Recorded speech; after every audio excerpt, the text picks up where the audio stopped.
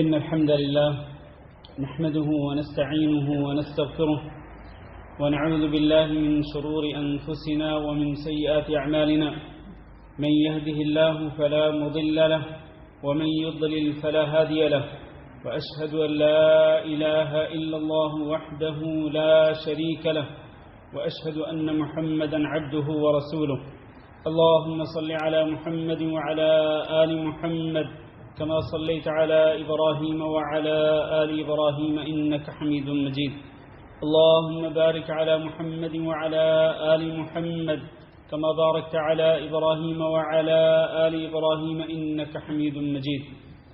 أما بعد، فإن خير الحديث كتاب الله، وخير الهدي هدي محمد صلى الله عليه وسلم، وشر الأمور محدثاتها، وكل محدثة بدعة، وكل بدعة ضلالة، وكل ضلالة في النار. أعوذ بالله من الشيطان الرجيم. يا أيها الذين آمنوا اتقوا الله حق تقاته ولا تموتن إلا وأنتم مسلمون. يا أيها الناس اتقوا ربكم الذي خلقكم من نفس واحدة وخلق منها زوجها وبث منهما رجالا كثيرا ونساء، واتقوا الله الذي تساءلون به والأرحام إن الله كان عليكم رقيبا. يا أيها الذين آمنوا اتقوا الله وقولوا قولا سديدا يصلح لكم أعمالكم ويغفر لكم ذنوبكم، ومن يطع الله ورسوله فقد فاز فوزا عظيما. قابل صد احترام دوستوں اور بھائیوں، نکاح کرنا انبیاء کی سنتوں میں سے ایک سنت ہے. اللہ تعالیٰ نے قرآن مجید میں ذکر کیا کہ وَلَقَدْ أَرْسَلْنَا رُسُلًا مِّن قَبْلِكَ وَجَعَلْنَا لَهُمْ أَزْوَاجًا وَذُرِّيَّةً، کہ ہم نے اے محمد صلی اللہ علیہ وسلم آپ سے پہلے بھی بہت سارے رسول بھیجے، اور ان کے لیے بھی ہم نے بیویاں بھی بنائی تھیں اور ہم نے ان کو اولاد بھی عطا کی. معلوم ہوا کہ ہمارے نبی حضرت محمد صلی اللہ علیہ وسلم سے پہلے بھی جو انبیاء آئے وہ نکاح اور شادیاں کرتے تھے، اور ان کو اللہ رب العزت نے اولادیں بھی دی. خود ہمارے نبی حضرت محمد صلی اللہ علیہ وسلم کی سنتوں میں سے ایک سنت ہے نکاح کرنا. آپ صلی اللہ علیہ وسلم نے خود بھی شادیاں کی، کئی شادیاں کی، اور آپ صلی اللہ علیہ وسلم نے اپنی بیٹیوں کا بھی نکاح کیا. تو نکاح اسلام کے ایک خوبصورت طریقوں میں سے ایک طریقہ ہے، اور اسلام کے ایک مقدس ترین رشتوں میں سے ایک مقدس ترین رشتہ ہے، یعنی پاکیزہ رشتوں میں سے ایک پاکیزہ رشتہ ہے، جس کے ذریعے دو افراد ملتے ہیں، مرد اور عورت، لڑکا اور لڑکی، اور پھر اللہ رب العزت ان کے درمیان محبت پیدا کر دیتا ہے، جن کی آپس میں پہلے کوئی محبت نہیں ہوتی، پہلے کوئی دوستانہ نہیں ہوتا، پہلے حتیٰ کہ تعارف بھی نہیں ہوتا، جان پہچان بھی نہیں ہوتی، لیکن اللہ رب العزت نکاح کرنے والے جوڑے میں ایسی محبت پیدا کر دیتا ہے کہ ایک حدیث کے مطابق اس جیسی محبت کسی اور جوڑے میں نہیں ہوتی. آج کے خطبہ جمعہ میں ہمارا جو موضوع ہے وہ یہ ہے کہ شادی بیاہ کے موقع پر جو غلط رسمیں اس وقت ہمارے معاشرے کے اندر پائی جاتی ہیں وہ کون سی رسمیں ہیں، اور اسلام نے ان رسموں کی کس طرح سے حوصلہ شکنی کی ہے. تو آئیے سب سے پہلے ہم یہ بیان کرتے چلیں کہ اسلام میں معیار کیا بتایا گیا ہے کہ آپ اگر اپنی بیٹی کے لیے آپ اگر رشتہ ڈھونڈ رہے ہیں تو آپ کس قسم کا لڑکا اپنی بیٹی کے لیے منتخب کریں، اور اگر ایک لڑکا اپنے لیے کوئی لڑکی ڈھونڈ رہا ہے یا لڑکی کے والدین اپنے لیے بہو کو تلاش کر رہے ہیں تو وہ کس قسم کی بہو اپنے لیے تلاش کریں، اس کے لیے معیار کیا ہے. لڑکے کے انتخاب کے لیے اور لڑکی کو چوز کرنے کے لیے کیا معیار اسلام نے مقرر کیا؟ اس سلسلے میں دو احادیث سنیے. نبی کریم صلی اللہ علیہ وسلم نے ارشاد فرمایا اذا خطب الیکم من ترضون دینہ وخلقہ، کہ جب تمہاری طرف کسی لڑکے کی طرف سے نکاح کا پیغام آئے، تمہاری بیٹی کے لیے، بہن کے لیے، جس کے تم سرپرست ہو، اور وہ لڑکا کیسا ہو، من ترضون دینہ وخلقہ، جس کے دین کو بھی تم پسند کرتے ہو، اس کے اخلاق کو بھی پسند کرتے ہو۔ گویا کہ دین اور اخلاق یہ بنیادی معیار ہے لڑکے میں، جو نبی صلی اللہ علیہ وسلم نے بیان فرمایا، جس کے دین اور اخلاق کو تم پسند کرتے ہو۔ یہاں یہ معلوم رہے کہ نبی صلی اللہ علیہ وسلم نے بینک بیلنس کا ذکر نہیں کیا کہ جس کا بینک بیلنس زیادہ ہو، جس کے پاس دولت زیادہ ہو، اور جس کے پاس گاڑی اچھی ہو، جس کے پاس کوٹھی بنگلہ ہو، ایسے معیار نہیں۔ فرمایا جس کے دین اور اخلاق کو تم پسند کرو تو پھر تم اس سے اپنی بیٹی کا نکاح کر دو، اس سے شادی کر دو۔ لیکن اگر ایسا نہیں کرو گے تو کن فتنۃ فی الارض وفساد کبیر، تو پھر زمین میں فتنہ برپا ہو جائے گا اور بہت بڑا فساد ہوگا۔ آج زمین کے اندر جو فتنہ برپا ہے، جو فساد برپا ہے، اس کی وجوہات میں سے ایک بڑی وجہ یہ ہے کہ ہم جب اپنی بیٹیوں کے لیے رشتوں کی تلاش میں ہوتے ہیں تو ہمارے مد نظر کیا ہوتا ہے؟ اچھا کھانے پینے والا گھرانہ، بینک بیلنس رکھنے والا، پیسے والا، دولت والا، بنگلے والا، اچھی گاڑی والا لڑکا ہونا چاہیے۔ دین اور اخلاق جو ہے یہ تو آج بہت ہی کم دیکھا جاتا ہے، اس کی وجہ سے آج فتنہ اور فساد برپا ہے۔ یہ ایک حدیث۔ دوسری حدیث سنیے، لڑکی کے لیے معیار کیا ہے کہ لڑکی کس قسم کی آپ اپنے لیے چوز کریں، جس کو آپ نے اپنا لائف پارٹنر بنانا ہے، اپنا شریک حیات بنانا ہے، اس کا معیار نبی صلی اللہ علیہ وسلم نے فرمایا کہ تنکح المرأة لأربع، کہ کسی عورت سے شادی اس کی 4 وجوہات کی بنا پر کی جاتی ہے۔ لجمالها ولحسبها، ایک تو اس کی خوبصورتی کی وجہ سے، دوسرا اس کے خاندان کی وجہ سے، تیسرا اس کے مال کی وجہ سے کہ مالدار گھرانہ ہے، وہاں سے بڑا مال آئے گا، بہت جہیز آئے گا، ٹرک لاد کے بھیجیں گے اگلے، ہمارا پورا گھر بھر دیں گے سامان کے ساتھ۔ مال بھی دیکھا جاتا ہے اور اسی طرح دین بھی دیکھا جاتا ہے۔ یہ 4 معیار ہیں، ان میں سے کس کو ترجیح ہے؟ نبی صلی اللہ علیہ وسلم نے فرمایا کہ فاظفر بذات الدین تربت یداک، اور تمہارے ہاتھ خاک آلود ہوں، تم نے ان 4 میں سے اس کو پسند کرنا ہے جو کہ دیندار ہو۔ دیندار لڑکی کو تم نے پسند کرنا ہے، جس کا عقیدہ درست ہو، اللہ کی توحید کو مانتی ہو، وہ شرک نہ کرتی ہو، بدعات کے اندر ملوث نہ ہو، اور وہ بد عمل بھی نہ ہو، وہ نماز کی پابند ہو، اور اسی طرح اللہ رب العزت کے باقی احکامات کی پابند ہو، پردہ کرتی ہو، شرعی پردہ۔ یہ وہ صفات ہیں جو دین کے اندر پائی جاتی ہیں۔ گویا کہ ان دونوں احادیث کے ذریعے ہمیں معیار معلوم ہو گیا کہ ہم نے اگر اپنے بیٹے کے لیے رشتہ ڈھونڈنا ہے تو ہم نے کس قسم کی لڑکی کو ڈھونڈنا ہے، اور اگر لڑکی کے والدین نے اگر اپنے لیے داماد ڈھونڈنا ہے تو پھر وہ اپنے لیے کس قسم کے داماد کو ڈھونڈیں۔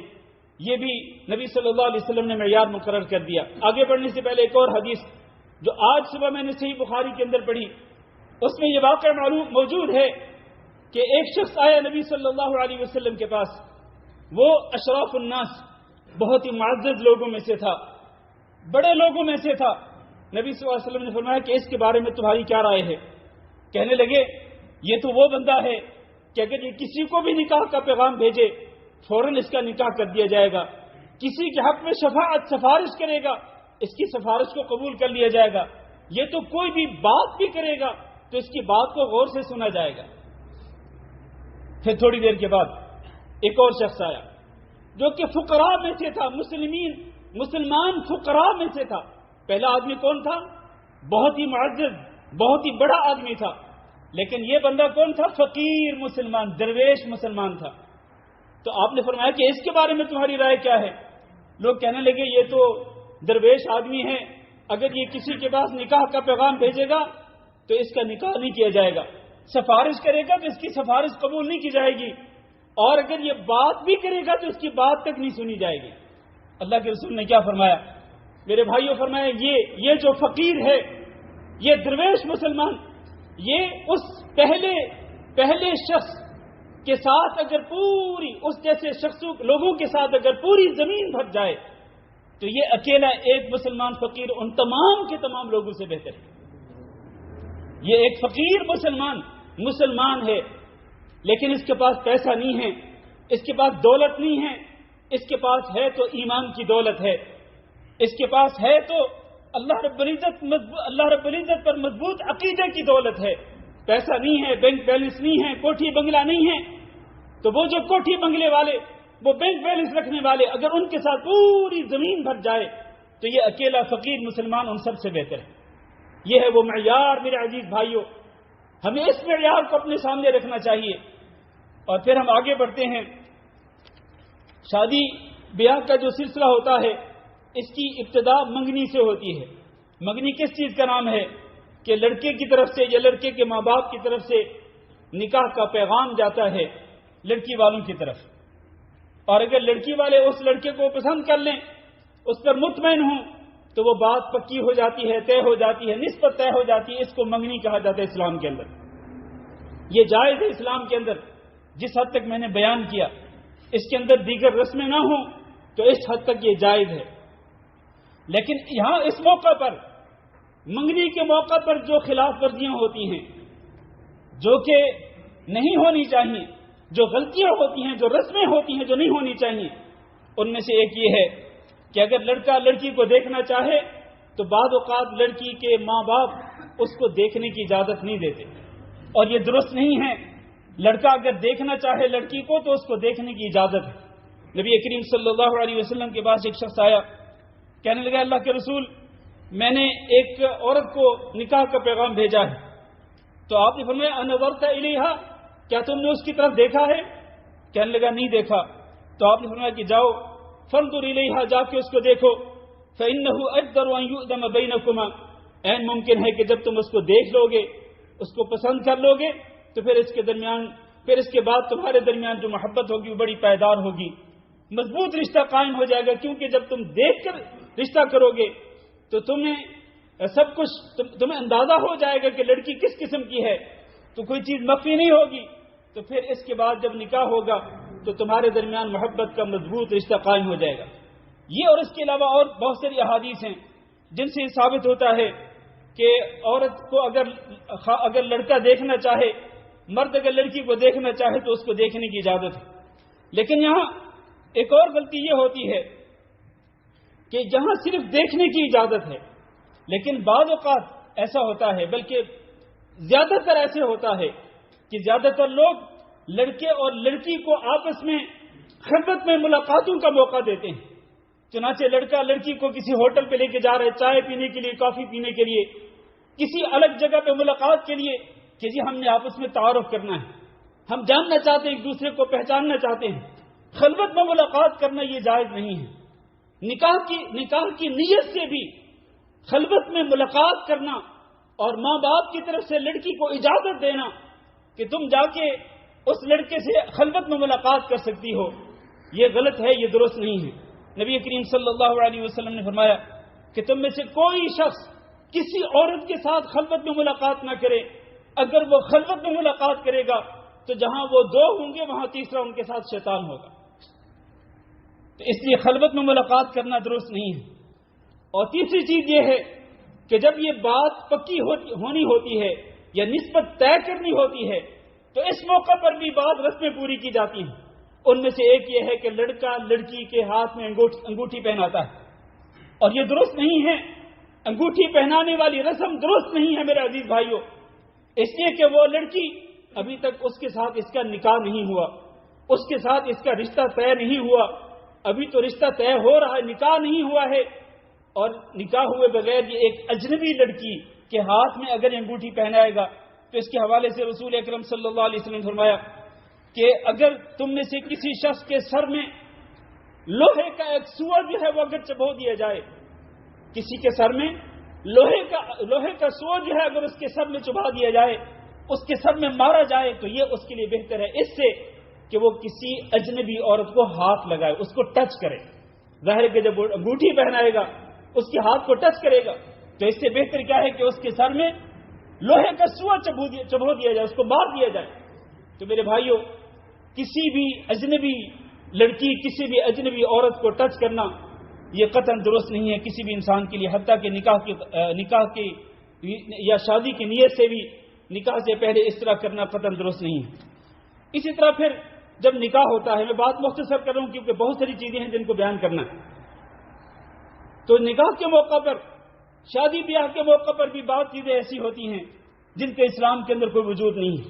مثال کے طور پر لڑکی کا نکاح اس کے سرپرست کی اجازت کے بغیر کر دیا جاتا ہے، اور ایسا تو کئی دفعہ ہوتا ہے کہ کئی لڑکیاں اپنے گھروں سے بھاگ جاتی ہیں اور کورٹ میرج کر لیتی ہیں، اور اس میں لڑکی کے سرپرست کی اجازت نہیں ہوتی، جبکہ رسول اکرم صلی اللہ علیہ وسلم کے فرمانے کے لا نکاح الا بولی، نکاح ہوتا ہی نہیں ہے مگر کس کے ساتھ؟ ولی کی اجازت کے ساتھ، سرپرست کی اجازت کے ساتھ۔ اور دوسری حدیث میں فرمایا ایما امرأة نکحت بدون اذن ولیها فنکاحها باطل فنکاحها باطل فنکاحها باطل۔ 3 بار ارشاد فرمایا کہ جو عورت بھی بغیر اپنے سرپرست کی اجازت کے نکاح کرے گی اس کا نکاح باطل ہے، اس کا نکاح باطل ہے، اس کا نکاح باطل ہے۔ لہذا اس نکاح کی کوئی حیثیت نہیں ہے، اور اگر کورٹ میرج کے بعد ولی کی سرپرست کی اجازت کے بغیر اگر نکاح ہوا تو وہ یقین کر لیں کہ اس کے بعد ان کی جو زندگی ہوگی وہ ایک زانی مرد اور زانیہ عورت کی زندگی ہوگی، وہ خامد بیوی کی زندگی نہیں ہوگی۔ اس لیے اس معاملے کے اندر بھی بہت احتیاط برتنی چاہیے اور ولی کی اجازت کے ساتھ ہی نکاح کرنا چاہیے۔ پھر ایک اور غلطی یہ ہوتی ہے کہ نکاح کے موقع پر جو اسلام کا طریقہ ہے، سادہ طریقہ، آسان طریقہ، اس کو چھوڑ کر اپنی طرف سے من گھڑت طریقہ اپنایا جاتا ہے۔ طریقہ یہ ہے اسلام کے اندر کہ لڑکا موجود ہو، دوسری سائڈ پہ لڑکی موجود ہو، اس کے سرپرست موجود ہو، گواہ موجود ہوں، تو اس وقت لڑکے کا جو باپ ہے، لڑکی کا جو باپ ہے، لڑکی کا باپ یا اس کی طرف سے جو نکاح پڑھا رہا ہے، لڑکی کا باپ خود بھی کہہ سکتا ہے، اور اس کی طرف سے کوئی اور بندہ بھی اس کا وکیل بن کر بھی نکاح پڑھا سکتا ہے۔ لڑکی کا باپ اگر یہ کہے اپنے سامنے لڑکے کو بٹھا کر کہ میں اپنی فلاں بیٹی جس کا یہ نام ہے اس کا نکاح تم سے کرتا ہوں ان گواہوں کی موجودگی میں، اتنے حق مہر کے عوض، کیا تمہیں قبول ہے؟ وہ کہے گا ہاں قبول ہے۔ اس کو ایجاب و قبول کہا جاتا ہے، یہ نکاح کے ارکان میں سے ایک رکن ہے۔ تو اس طرح اگر لڑکی کے سرپرست کی طرف سے اس طرح کہہ دیا جائے اور وہ آگے کہے کہ میں نے قبول کیا، تو اس کے ساتھ ہی نکاح ہو جاتا ہے، ان تمام شرطوں کے ساتھ جو میں نے ابھی ذکر کی۔ لیکن ہوتا کیا ہمارے معاشرے کے اندر کہ جناب نکاح خان مولوی صاحب جو ہیں وہ پہلے اس لڑکے سے 6 کلمے اس کو پڑھاتے ہیں، 6 کلمے، جبکہ اسلام کے اندر 6 کلموں کا وجود بھی نہیں ہے، تو اس کو 6 کلمے پڑھا کر اس کو پہلے مسلمان کیا جاتا ہے اور اس کے بعد پھر اس کا نکاح پڑھایا جاتا ہے۔ ظاہر ہے کہ اسلام کے اندر اس کا کوئی وجود نہیں، جو آپ کے سامنے بیٹھا وہ مسلمان ہے، اس کو نئے سرے سے کلمے پڑھانے کی، اور وہ بھی 6 کلمے، 1 بھی نہیں، 2 بھی نہیں، اور یہ 1 سے زیادہ کلموں کا وجود بھی نہیں اسلام کے اندر۔ تو اس لیے میرے بھائیوں یہ بھی ایک رسم بن گئی ہے، اور پتہ نہیں نکاح کے موقع پر پھر کیا کچھ کیا جاتا ہے۔ اسی طرح سے حق مہر کے معاملے کے اندر افراط و تفریط کے شکار ہیں آج ہمارے لوگ۔ ایک طرف یا تو بہت زیادہ حق مہر مقرر کیا جاتا ہے، اور بعض اوقات لڑکی والوں کی طرف سے بہت زیادہ حق مہر کا مطالبہ بھی کیا جاتا ہے، یہ غلط ہے۔ اور بعض لوگ شو بازی کرنے کے لیے، لوگوں میں شہرت پانے کے لیے کہ جی وہ جو فلاں ہے نا، فلاں کا بیٹا، اس نے 10 لاکھ روپے، 50 لاکھ روپے، 1 کروڑ روپیہ اس نے حق مہر مقرر کیا ہے صرف شہرت پانے کے لیے، اور نیت بھی نہیں ہوتی ہے نکاح وہ حق مہر دینے کی۔ اور اس پر بھی میں آتا ہوں کہ اگر نیت نہ ہو حق مہر دینے کی اور بندہ شو بازی کرنے کے لیے حق مہر مقرر کر دے، بہت زیادہ اس کی کیا سزا ہے میں ابھی بعد میں ذکر کرتا ہوں۔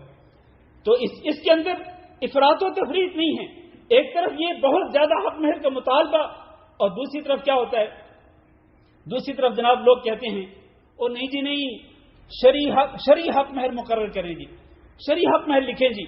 او جی شرعی حق مہر کتنا ہے؟ او جی شرعی حق مہر جو ہے وہ صرف 32.25 روپے ہے۔ یہ 32.25 روپے کا یہ تصور کہاں سے آ گیا؟ اصل میں یہ کانسیپٹ یہاں سے آیا کہ حضرت فاطمہ رضی اللہ تعالیٰ عنہ کو حضرت علی رضی اللہ تعالیٰ عنہ نے جو مہر دیا تھا اس کی قیمت تقریباً 3 درہم تھی، تو کہتے ہیں کہ 3 درہم کی قیمت یعنی آج سے تقریباً 100 سال پہلے اس کی قیمت جو ہے وہ 132 روپے ہی بنتی تھی۔ اب بندہ پوچھے کہ بھی دنیا کہاں سے کہاں چلی گئی، قیمتیں کہاں سے کہاں چلی گئی، لیکن وہ 132 روپے 100 سال گزرنے کے بعد بھی وہیں پر کھڑے ہوئے ہیں۔ تو یہ کہاں سے آ گیا؟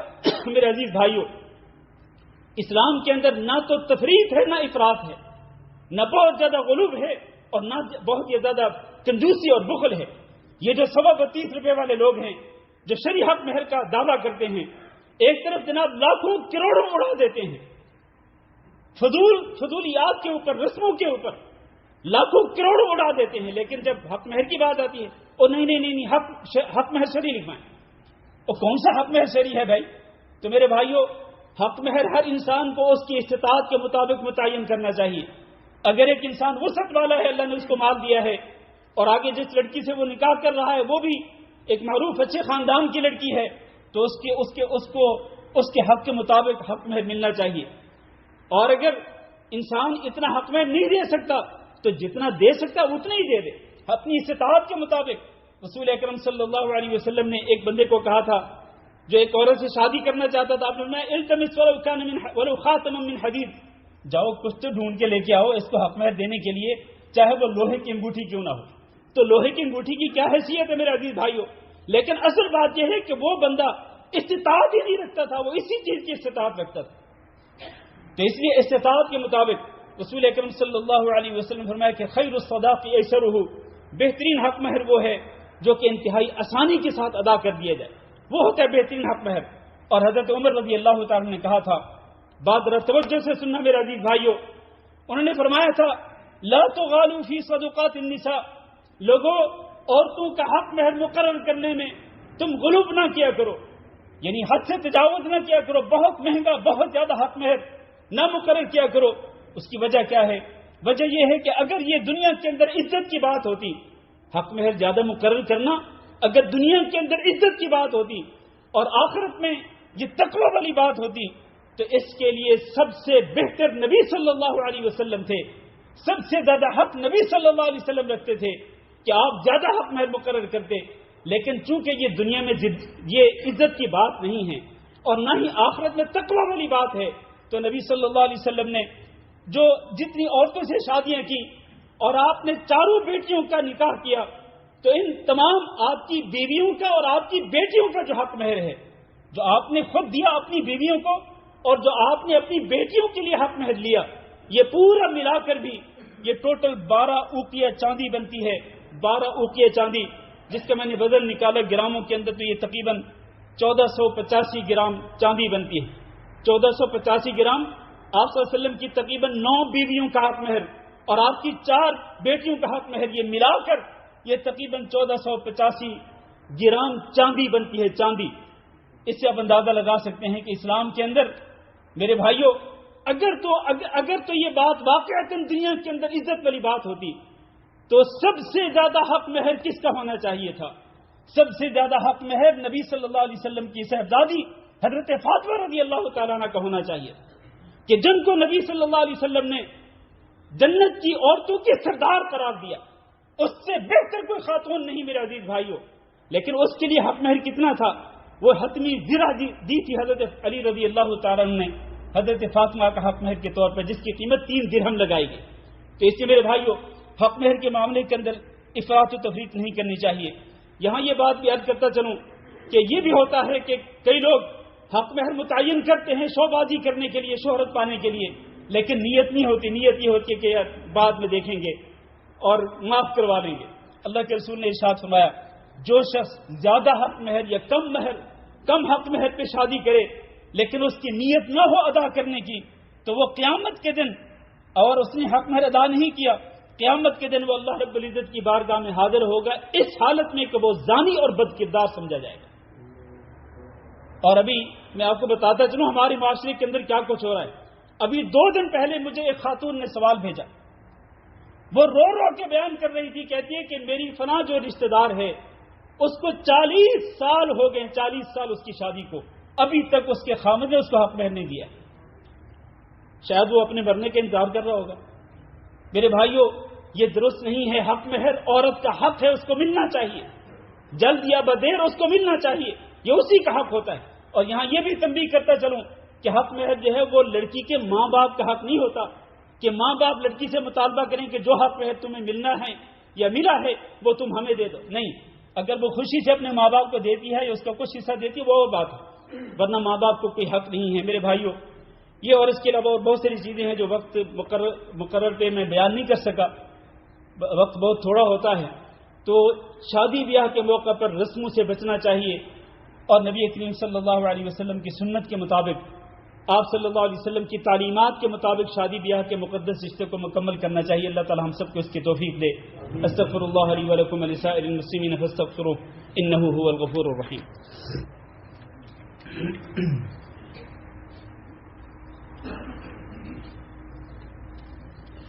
إن الحمد لله نحمده ونستعينه ونستغفره ونعوذ بالله من شرور أنفسنا ومن سيئات أعمالنا من يهده الله فلا مضل له ومن يضلل فلا هادي له وأشهد أن لا إله إلا الله وحده لا شريك له وأشهد أن محمدا عبده ورسوله. اللهم صل على محمد وعلى آل محمد كما صليت على إبراهيم وعلى آل إبراهيم إنك حميد مجيد. اللهم بارك على محمد وعلى آل محمد كما باركت على إبراهيم وعلى آل إبراهيم إنك حميد مجيد. أما بعد، میرے بھائیوں اور دوستو، میں چند ایک باتیں انتہائی اختصار کے ساتھ عرض کرتا چلوں، ورنہ جو ابھی موضوع باقی ہے اس کے لیے مستقل خطبہ چاہیے، لیکن انشاءاللہ میں 3-4 منٹ کے اندر بات ختم کرتا ہوں. شادی کی بری رسومات میں سے ایک رسم جو ہے وہ بارات کا تصور ہے کہ جناب لڑکے والے اپنی پوری برادری کو اور لڑکے کے تمام دوستوں کو ایک جمع غفیر، ایک لاؤ لشکر لے کر کے وہ بیٹی کے پاس، لڑکی والوں کے پاس جاتے ہیں، لاؤ لشکر کے ساتھ جاتے ہیں. اور اس کا اسلام کے اندر کوئی تصور نہیں میرے عزیز بھائیو. اس کی وجہ سے ایک تو یہ ہے کہ خود لڑکے والے بہت زیادہ اسراف کرتے ہیں، اور دوسرا یہ ہے کہ لڑکی والوں پر بہت زیادہ بوجھ بنتا ہے. تو اسلام کے اندر یہ جائز نہیں ہے. ہونا یہ چاہیے کہ چند ایک افراد، لڑکے کے جو خاص رشتہ دار ہیں، اس کے بہن بھائی، اس کے خاص رشتہ دار، چند ایک افراد جو ہیں ان کو جانا چاہیے لڑکے کے نکاح کے لیے، شادی کے لیے. اور پھر چونکہ عموماً یہ ہوتا ہے کہ لاؤ لشکر کے ساتھ جاتے ہیں تو عورتیں بن سنور کے جاتی ہیں اور بناؤ سنگھار کر کے جاتی ہیں اور اپنے حسن و جمال کی نمود و نمائش کرتے ہوئے جاتی ہیں کہ دنیا دیکھے کہ بارات جا رہی ہے، دنیا دیکھے کہ اس خاندان کی عورتیں کس قسم کی ہیں، کتنی خوبصورت ہیں. تو ایک قسم کا مقابلہ حسن چل رہا ہوتا ہے. میرے بھائیوں، فضول خرچیاں بھی ہوتی ہیں اور پھر بے پردگی بھی ہوتی ہے، نمود و نمائش بھی ہوتی ہے اس معاملے کے اندر. اور پھر بینڈ باجے بجائے جاتے ہیں. اسلام میں یہ حرام ہے، یہ چیزیں، بینڈ باجے بجانا اور ناچ اور رقص کرنا، اور اسی طرح پھر جناب پیسے لٹانا. آج لوگوں کو کھانے کے لیے کچھ نہیں مل رہا ہوتا ہے اور لوگ فقر اور غربت کی وجہ سے بہت مجبور ہوتے ہیں، لیکن یہاں پر جناب پیسے لٹائے جا رہے ہیں، پیسے پھینکے جا رہے ہیں لاکھوں کی تعداد کے اندر. اور دلہے کو جناب صحرا پہنا کر اور اس کو پتہ نہیں کتنے لاکھوں کے ہار پہنا کر کے، جن ہاروں کے بوجھ کے اندر وہ لڑکا خود دب رہا ہوتا ہے. یہ قطعاً جائز نہیں اسلام کے اندر. اور پھر اسی طرح سے میں بات مختصر کرتا ہوں، لڑکے والوں کی طرف سے جہیز کا مطالبہ کرنا، اور جس طرح آج ڈیمانڈ کی جاتی ہے پوری بے شرمی کے ساتھ اور پوری دیدہ دلیری کے ساتھ جسارت کرتے ہوئے مطالبہ کیا جاتا ہے لڑکے والوں کی طرف سے، لڑکی سے یا لڑکی والوں سے کہ ہمیں یہ چیز بھی چاہیے، یہ چیز بھی چاہیے، یہ چیز بھی چاہیے، اور چیزیں گنوا کر بتاتے ہیں. اور اگر کوئی لڑکی وہ ساری چیزیں نہیں لاتی تو ساری زندگی اس کے لیے عار اور شرمندگی بن جاتی ہے. اس کے گھر کے اندر اس کو عار دلائی جاتی ہے، شرمندگی دلائی جاتی ہے کہ تم کون سی چیز لائی ہو اپنے گھر سے، یہ تو ہماری چیزیں ہیں. اور میرے بھائیوں، یہ انتہائی شرمناک بات ہے. بے شرمی اور بغیرتی کی انتہا ہے کہ لڑکے والے لڑکی والوں سے مطالبہ کریں جہیز کا. اور میرے بھائیوں، اسلام کے اندر لڑکی کے ماں باپ کے اوپر ایک پیسے کا بھی بوجھ نہیں ہے، ایک پیسے کا بھی. ہاں، وہ اپنی استطاعت کے مطابق اپنی خوشی سے اگر وہ اپنی بیٹی کو کوئی ہدیہ پیش کرنا چاہیں، کچھ چند جوڑے یا کچھ زیورات اپنی استطاعت کے مطابق بغیر قرضہ لیے وہ دینا چاہتے ہیں، اپنی بیٹی کو گفٹ کے طور پر دے سکتے ہیں، کوئی حرج نہیں ہے. لیکن لڑکے والوں کی طرف سے باقاعدہ ڈیمانڈ ہو، اور میں نے سنا ہے کہ ہندوستان کے کئی علاقوں کے اندر تو باقاعدہ پیسہ بھی مانگا جاتا ہے، لڑکے والوں کی طرف سے ہمیں اتنا پیسہ بھی دو، گاڑی بھی مانگی جاتی ہے، ڈیمانڈ کی جاتی ہے. یہ انتہائی شرم کی بات ہے. اسی طرح پھر عورتوں کی بے پردگی اور اسی طرح گانا بجانا اسلام کے اندر حرام ہے. میوزیکل شو ہوتے ہیں. شادی کے موقع پر باقاعدہ مانگوں کی رسم ہوتی ہے, مہندی کی رسم ہوتی ہے, پھر نکاح کی رسمیں ہوتی ہیں. رسمیں نکاح شرعی نہیں, رسمیں ہوتی ہیں. پھر ولیمے کی رسمیں ہوتی ہیں. ولیمہ بھی شرعی انداز سے نہیں ہوتا. تو میرے بھائیوں, یہ جتنی بھی رسمیں ہیں جن کی طرف میں نے بس اشارہ کیا ہے, میں تفصیل کے ساتھ نہیں بیان کر سکا, حالانکہ یہ موضوع ایسا ہے کہ اس کو ڈیٹیل کے ساتھ بیان کرنا چاہیے. لیکن اس قسم کی رسموں سے میرے عزیز بھائیوں بچنا چاہیے, اور ہمیں اسلام کے احکامات پر عمل کرنا چاہیے, اسلام کی تعلیمات پر عمل کرنا چاہیے. ہماری خوشی بھی دین کے مطابق ہو اور ہماری غمی بھی دین کے مطابق ہو. ہماری خیر و بھلائی اسی چیز کے اندر ہے کہ ہم اسلام اور دین کے مطابق اور شرعی تعلیمات کے مطابق, اللہ اور اللہ کے رسول کے فرامین کے مطابق ہم اپنی غمی اور خوشی کے معاملات کو طے کریں. اللہ تعالیٰ سے دعا ہے کہ اللہ ہم سب کو اس کی توفیق دے, اور اللہ رب العزت ہم سب کو فضول رسموں سے اور شرعی مخالفات سے, منکرات سے اللہ تعالیٰ ہم سب کو بچنے کی توفیق دے. اللهم اغفر لنا وللمؤمنين والمؤمنات وللمسلمين والمسلمات الأحياء منهم والأموات. اللهم أعز الإسلام والمسلمين وأذل الشرك والمشركين. اللهم إنا نسألك العفو والعافية والمعافاة الدائمة في الدنيا والآخرة. اللهم إنا نسألك رضاك والجنة ونعوذ بك من سخطك والنار. اللهم انصر عبادك المستضعفين في فلسطين. اللهم انصر عبادك المستضعفين في فلسطين وفي كل مكان. اللهم اشفي أميرنا ووالدنا أمير دولة الكويت. اللهم اشفه واشف مرضانا ومرضى المسلمين. اللهم رب الناس أذهب البأس واشف أنت الشافي, لا شفاء إلا شفاؤك شفاء لا يغادر سقما. ربنا آتنا في الدنيا حسنة وفي الآخرة حسنة وقنا عذاب النار. وصل اللهم وسلم على نبينا محمد وعلى آله وأصحابه أجمعين.